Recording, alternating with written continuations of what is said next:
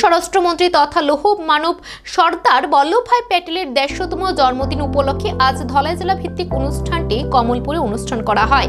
জাতীয় পতাকা হাতে নিয়ে বের করা হয় এক টেবলু। কমলপুর নেতাজি চৌমুহনীতে সবাই জড়ো হয়ে সেখানে লৌহ মানবের স্মৃতিতে শ্রদ্ধা জানান প্রাক্তন মন্ত্রী মনোজ কান্তি দেব ও বিধায়িকা স্বপ্না দাস। সংক্ষিপ্ত সাংস্কৃতিক অনুষ্ঠান আয়োজন করা হয়।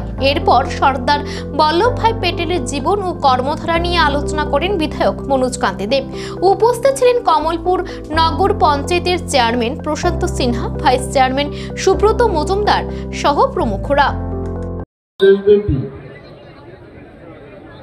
আজকে নয়, এটা শুরু হয়েছে বিভিন্ন জায়গায়। সর্দার বল্লভভাই প্যাটেল ভারতবর্ষের প্রথম উপপ্রধানমন্ত্রী, লৌহ পুরুষ, একতা, সংহতি এবং জাতীয়তাবোধ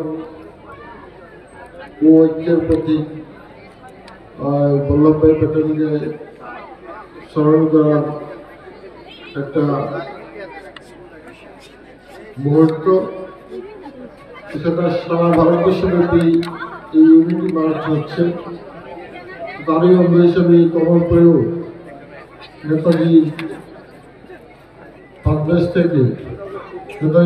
বাংলাদেশ থেকে মানিকঘাটা পর্যন্ত ইউনিটি রান হবে, ইউনিটি মার্চ হবে। তো এতে অংশ নিতে আজকে সবাই উপস্থিত হয়েছেন, স্কুলের ছাত্রছাত্রীরা উপস্থিত হয়েছেন। এক ভারত শ্রেষ্ঠ ভারত গড়ার লক্ষ্যে সর্দার বল্লভভাই প্যাটেল যে কাজ করে দিয়েছেন এবং স্বাধীনতা সংগ্রামেও ওনার গুরুত্বপূর্ণ ভূমিকা, এটা আমরা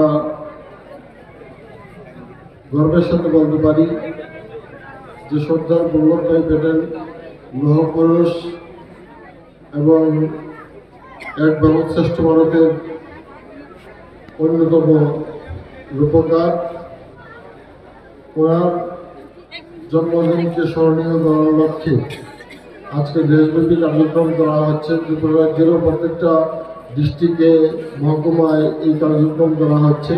আজকে একটা ডিস্ট্রিক্ট লেভেল প্রোগ্রাম চলছে কমলপুরে।